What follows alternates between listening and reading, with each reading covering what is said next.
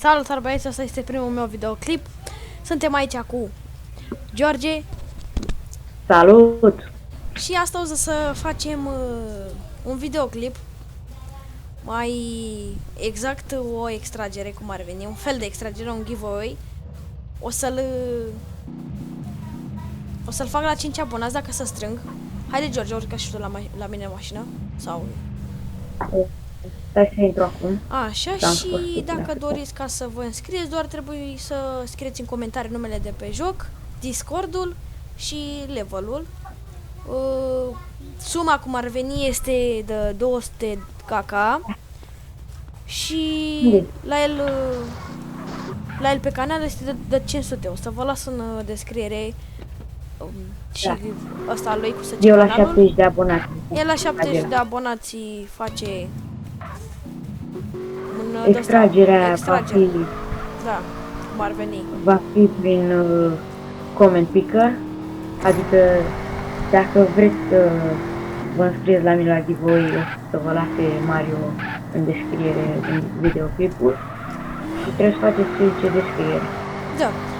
Și dacă doriți să vă abonați, dacă vreți să vă abonați, că canalul ăsta e făcut doar pentru Sam și pentru episoade de Sam.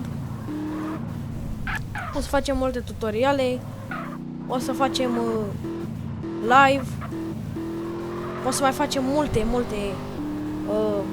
giveaway-uri dacă se strâng abonați. La 5 abonați am spus, dacă se fac acum 5 abonați dăm 200 kk, dacă se strâng 10 o să dăm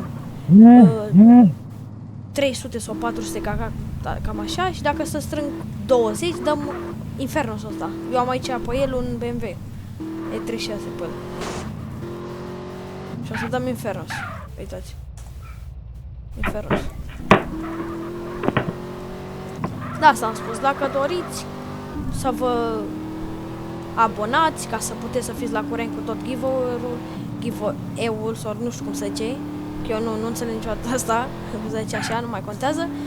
Hai cu concursul acesta și la el pe canal dacă doriți să veniți cu un like, un subscribe, cu tot ce trebuie, ca să fie totul frumos, dacă vreți să câștigați. Da. Mai trebuie în momentul ăsta 23 de abonați sau 22. Da, și să facă cât mai repede se fac. Când s-a făcut, s-a dat și drumul la videoclip. Noi o să facem cu videoclip, că noi nu avem de asta, nu avem setări. Nu avem... Cine câștigă, o să facem un videoclip când o să-l sunăm pe Discord, când o să îi dăm totul, când o să vorbim cu el, să-i spunem cum mi s-a părut concursul nostru. Na, și cam acesta este videoclipul. De asta nu l-am făcut prea lung, că na, doar v-am spus. Asta e primul meu video, dacă vă place, nu uitați să dați un like și un subscribe.